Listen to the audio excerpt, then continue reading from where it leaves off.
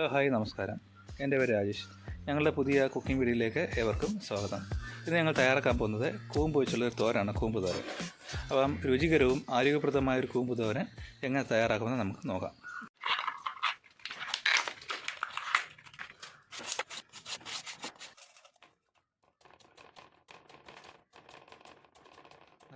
വാഴക്കൂമ്പ് അരിയുന്ന രീതി നോക്കിക്കോളൂ. ഇങ്ങനെ ഈ രീതിയിലാണ് വാഴക്കൂമ്പ് അരിയുന്നത്. ആദ്യം നന്നായി ഒന്ന് കുത്തി കൊടുക്കുക. ഇത് കാണുന്ന പോലെ നന്നായി കുത്തുക.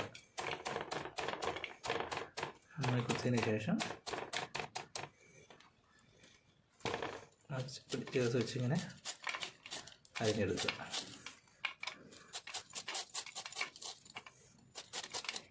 ഇനി ഇതുപോലെ കുത്തി കുത്തി അങ്ങ് അരിയണം, അല്ലേ അമ്മേ?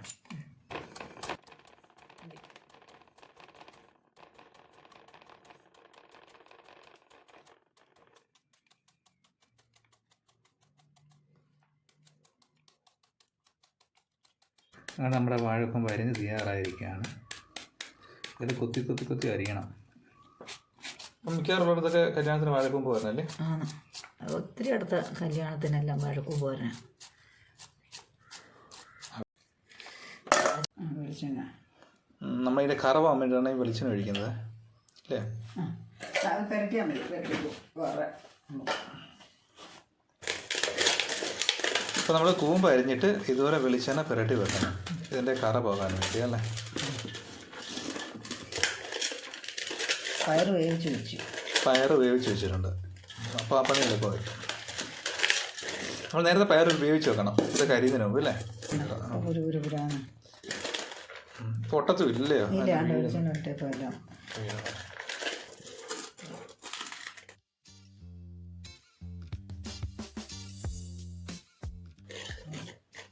അങ്ങനെ തോരന് വേണ്ടിയിട്ടുള്ള വാഴക്കൂമ്പ് അരിഞ്ഞ് വെച്ചിട്ടുണ്ട്. ഇനി ഇതിലേക്ക് വേണ്ടുന്ന അരപ്പ് തയ്യാറാക്കാം. അതിനായിട്ട് നമ്മൾ തേങ്ങ തിരുമ്മി വെച്ചിട്ടുണ്ട്, 6 അല്ലി വെളുത്തുള്ളി വെച്ചിട്ടുണ്ട്, 2 ഉണക്കമുളക് എടുത്തിട്ടുണ്ട്, 1/2 ടീസ്പൂൺ ജീരകം എടുത്തിട്ടുണ്ട്. ഇതെല്ലാം കൂടി നമുക്കിട്ടൊന്ന് മിക്സർ ജാറിലിട്ടൊന്ന് ചതച്ചെടുക്കാം. ഇനി ഇതിലേക്ക് ലേശം മഞ്ഞൾപ്പൊടിയും കൂടെ ചേർത്ത് നമുക്ക് അരച്ച് എടുക്കാം.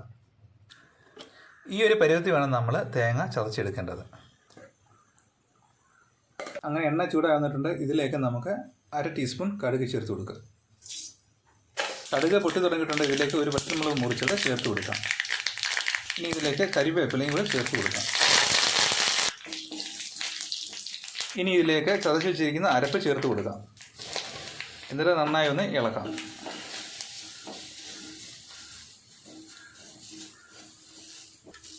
ഈ അരപ്പിലേക്ക് അരിഞ്ഞ് റെഡിയാക്കി വെച്ചിരിക്കുന്ന വാഴക്കൂമ്പ് ചേർത്ത് കൊടുത്ത് നന്നായി ഇളക്കി യോജിപ്പിക്കാം.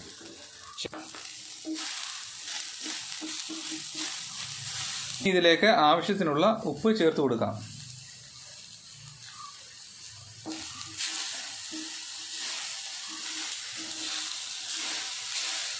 ഇനി നമുക്ക് ഇതെല്ലാം കൂടെ ഒന്ന് തത്തിപ്പൊത്തി വെച്ച് കൊടുക്കാം. തത്തിപ്പൊത്തി വെച്ച് നമ്മളത് അടച്ച് വെച്ച് നമുക്ക് വേവിച്ച് എടുക്കാം.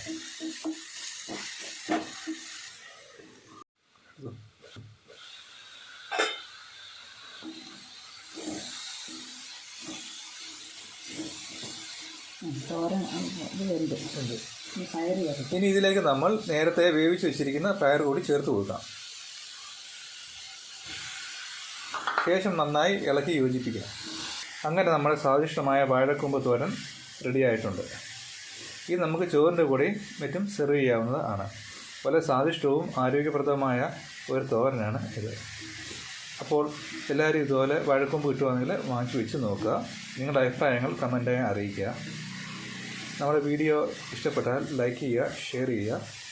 നിങ്ങൾ ആദ്യമായിട്ടാണ് നമ്മുടെ ചാനൽ കാണുന്നതെങ്കിൽ നമ്മുടെ ചാനലൊന്ന് സബ്സ്ക്രൈബ് ചെയ്ത് സപ്പോർട്ട് ചെയ്യുക. അപ്പോൾ എല്ലാവർക്കും നന്ദി, നമസ്കാരം, ബൈ.